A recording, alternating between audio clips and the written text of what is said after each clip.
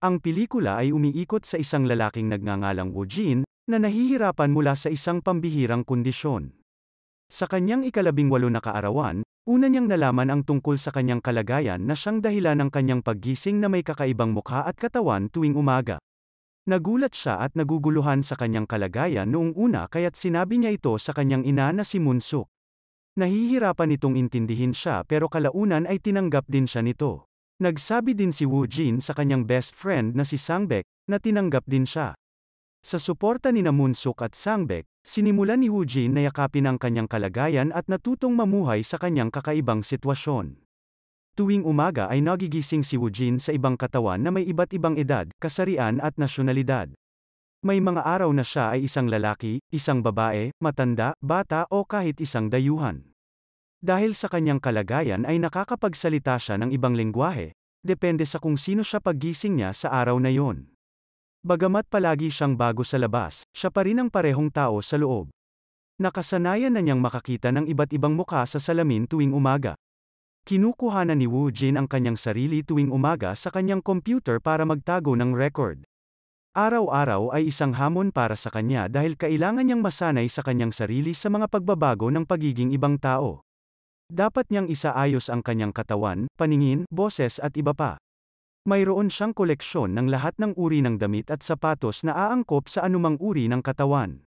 Mayroon din siyang lahat ng uri ng mga gamit sa banyo para sa lalaki at babae.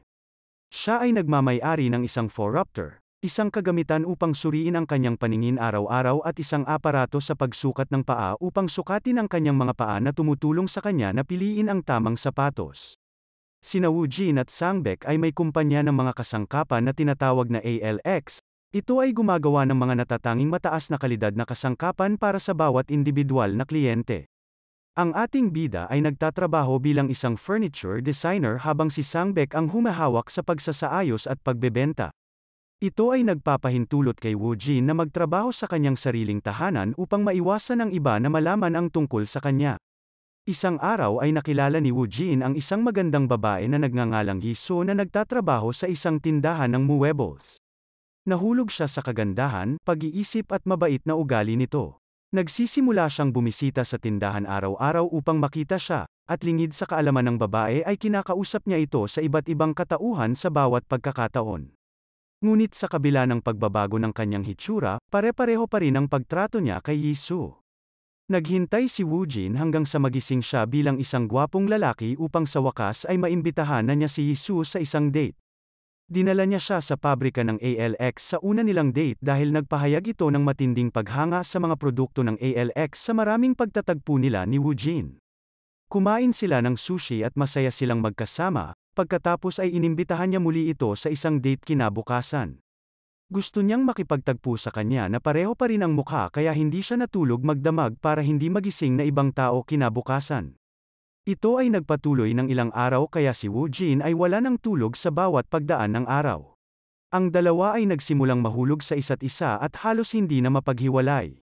Gayunpaman, isang araw ay nakatulog si Woo Jin sa isang tren at nagising bilang ibang tao. Sa takot na matakot ang babae ay kinansela niya ang kanilang date at nagpasya na hindi na sila muling magkikita. Gayunpaman, pinagbigyan niya ang kanyang mga paghihimok at patuloy na nagpapadala ng mensahe sa kanya. Pinadalhan niya si Yiso ng ipinasadya na kasangkapan na idinisenyo sa paraan na gusto niya, at ang kasangkapan na ito ay tinulungan si Yiso na mapabilib ang kanyang boss. Nag-apply din si Woo Jin bilang isang babaeng part-timer sa lugar ng trabaho ni Yiso para lang mapalapit siya sa kanya. Kinaibigan niya ito at hiniling na makasama siya sa isang hapunan pagkatapos ng trabaho. Dinala niya siya sa pabrika ng ALX na nagtatangka na umamin sa kanya tungkol sa kanyang pagkakakilanlan at kondisyon. Ipinakita niya sa kanya ang mga video na ni-record niya sa kanyang laptop, kung saan binanggit din niya ang tungkol sa kanya.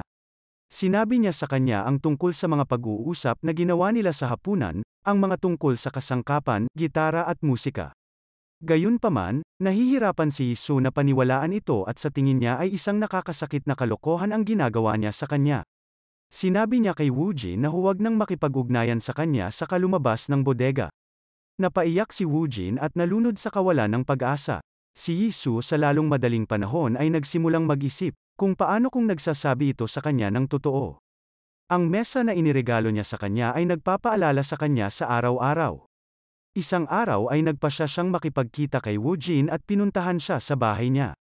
Binuksan ni Woojin ang pinto bilang isang babae at kumain ang dalawa. Ipinaliwanag ni Woojin ang kanyang kalagayan at nagpasya si Jisoo na matulog kasama siya upang malaman ang katotohanan at makita kung gigising siya bilang ibang tao. Bago matulog, sinabi sa kanya ni Woojin ang higit pa tungkol sa kanyang kalagayan at kung paano niya ito kinakaya. Inihayag niya na siya ay 29 na taon gulang at natanggap na niya ang kanyang kalagayan ngunit mula nang makilala siya ay lalo siyang nahirapan na mamuhay sa kondisyon na ito. Pinilit niyang lumayo ngunit hindi niya mapigilan. Nagising si Jisoo kinabukasan upang makita ang parehong babae na natutulog. Hinayaan niya si Woojin na matulog at sinuri ang kanyang mga damit, sapatos at video sa kanyang laptop. Nang nagising si Woojin ay isa na siyang lalaki, at sa wakas ay naniwala na si Jisoo sa kanyang sinasabi at nagsimulang tanggapin kung sino siya. Nag-uumpisa na naman silang magkita araw-araw at tuwang-tuwa si Woojin na makita ang babaeng gusto niya ng higit sa isang linggo. Pumupunta sila sa iba't ibang lugar at pinag-uusapan ang mga kalokohan na bagay. Nasasanay na siya na si Woojin ay nagpapalit ng itsura araw-araw bilang isang medyo matanda na lalaki at sa ibang araw bilang isang bata. Samantala, pakiramdam ni Woojin ay ligtas siya sa tabi niya at matagal na siyang hindi nakakaramdam ng kalungkutan. Upang mahanap ang isa't isa sa karamihan, hinahawakan ni Woojin ang kamay ni Jisoo bilang palatandaan na siya yon. Sa paggugol ni Woojin sa halos lahat ng oras na kasama si Jisoo, nagsimula siyang magpabaya sa trabaho. Si Sangbek ay nagsimulang magreklamo sa kanya tungkol sa pagkawala niya ng pansin sa kanyang mga disenyo, ngunit tiniyak sa kanya ni Woojin na itutuon niya muli ang kanyang enerhiya sa trabaho. Habang nahihirapan si Woojin sa trabaho, nagbigay sa kanya si Jisoo ng bagong ideya.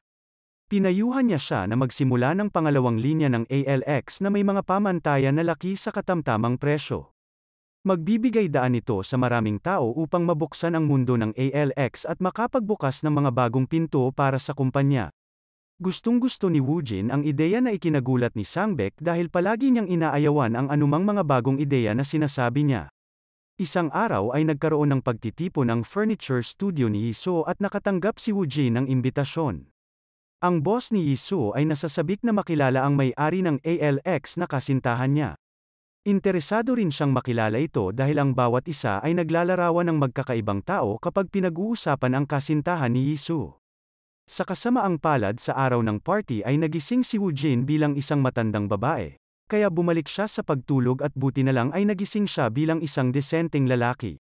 Sa wakas ay dumating si Woojin sa party at hinawakan ang kamay ni Jisoo upang ipaalam sa kanya na siya ito. Sa wakas ay pinaalis ni Jisoo ang kanyang mga kasamahan sa trabaho tungkol sa pagnanais na makilala ang kanyang kasintahan, at ang dalawa ay nagkaroon ng magandang alaala sa party. Kinabukasan, dinala ni Woojin si Jisoo sa tindahan ng kanyang ina na si Moonsuk upang magkakilala silang dalawa.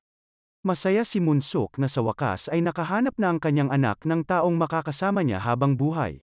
Ibinigay niya sa kanila ang kanyang pinakamahusay na mga kahilingan at umaasa na hindi sila magkakasakitan. Hindi palaging maganda ang pagsasama ng dalawa dahil isang beses ay nagalit si Jisoo kay Woojin nang siya ay magulat dahil bigla niyang hinawakan ang kamay niya sa maraming tao na may bago at hindi kilalang mukha.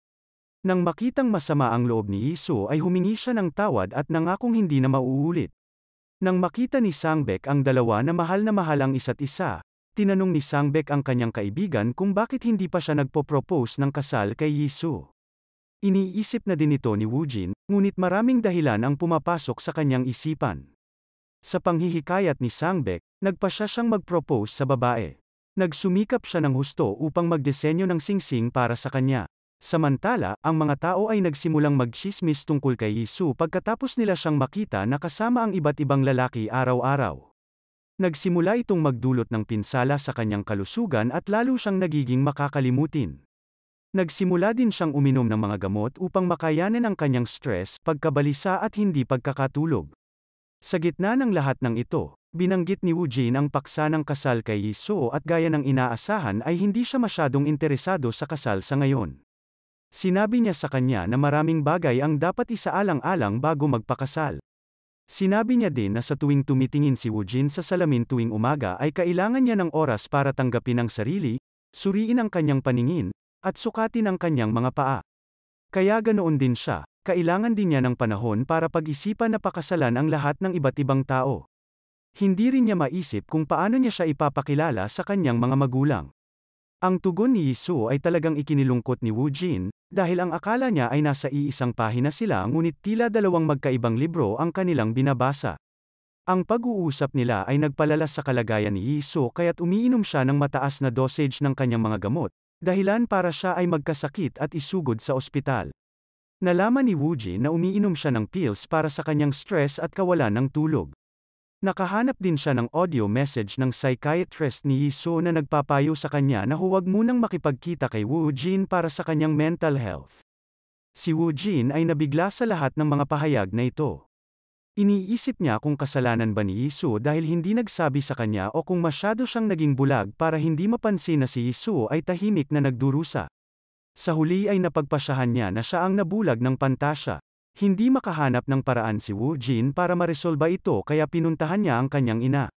Sinabi sa kanya ni Moonsok na inaasahan niya na mangyayari ito balang araw, at sinabi niya sa kanya na magiging maayos si Jisoo hanggat hindi sila magkasamang dalawa. Dahil naguguluhan, tinanong siya ni Woo Jin kung ano ang sinasabi niya kaya isiniwalat niya na minana niya ang kondisyong ito sa kanyang ama. Mahal na mahal ni Moonsok ang ama ni Woo Jin noong una, ngunit nagsimula siyang pag-usapan ng mga tao at inakusahan nila siya na walang delikadesa.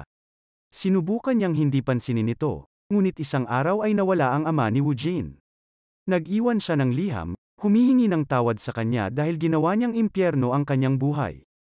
Napaiyak si Woo Jin sa pahayag na ito at nagsimulang mag-isip kung kailangan rin ba niyang iwan si Jisoo para sa kanyang ikabubuti. Matapos makalabas ni Jisoo sa ospital, nakipagkita sa kanya si Woo Jin sa huling pagkakataon at nakipaghiwalay sa huli.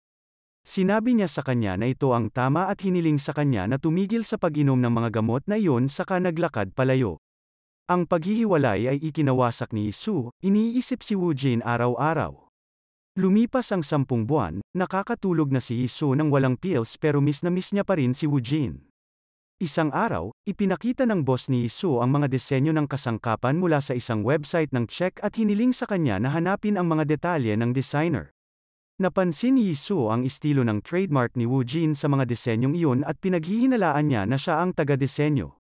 Pagkatapos ay pinuntahan niya si Sangbek sa kanyang opisina gayunpaman, malamig siyang pinakitunguhan ni Sangbek at tumanggi na makipag-usap tungkol kay Woo Jin at sa mga disenyo. Bago umalis ay napansin ni Jisoo ang isang box sa opisina ni Sangbek na ipinadala mula sa Czech Republic, na lalong nagpapatunay sa kanyang hinala na si Woo Jin ay nasa Czech Republic. Dahil napagtanto na ang pagiging malayo kay Woo Jin ay mas masakit kumpara sa tsismis ng mga tao, lumipad si Jisoo patungong Czech Republic. Isang hindi kilalang Koreanong lalaki ang nagbukas ng pinto sa address na nasa website. Itinanggi niyang may kilala siyang Kim Woo Jin ngunit hiniling ni Jisoo na makita ang mga koleksyon ng kasangkapan ng lalaki para sa kanyang tindahan. Sa loob, napansin niya ang mga sapatos na may iba't ibang laki at kasarian na nagpapatunay na ang lalaki ay si Woo Jin. Ipinahayag niya ang kanyang pagmamahal sa kanya at sinabi sa kanya na gusto niyang gugulin ang natitirang bahagi ng kanyang buhay kasama siya. Umamin si Woo Jin at sinabi sa kanya na ayaw na niya siyang magkasakit ulit. Sinabi naman sa kanya ni Jisoo na alam niya na ang makasama siya ay magiging mahirap ngunit ang wala siya sa kanyang tabi ay mas higit na mas mahirap, dahilan para mapaiyak ang dalawa. Pagkatapos kolektahin ang kanilang mga sarili, lumabas sila para mamasyal sa magandang kabisera ng Czech Republic. Sinabi sa kanya ni Jisoo na wala siyang pakialam kung magbabago siya araw-araw dahil mahal niya ang Kim Woo Jin na nasa loob niya. Nagtapos ang pelikula nang ilabas ni Woo Jin ang singsing na ginawa niya kanina sa gitna ng pelikula at sa wakas ay inilagay ito sa daliri ng kanyang pinakamamahal. Dito na nagtatapos ang kwento, sana ay nagustuhan mo ito. Kung hindi ka pa nakasubscribe ay mag-subscribe ka na upang matulungan mo ang channel na ito. Mag-comment ka na rin tungkol sa kwento. Salamat!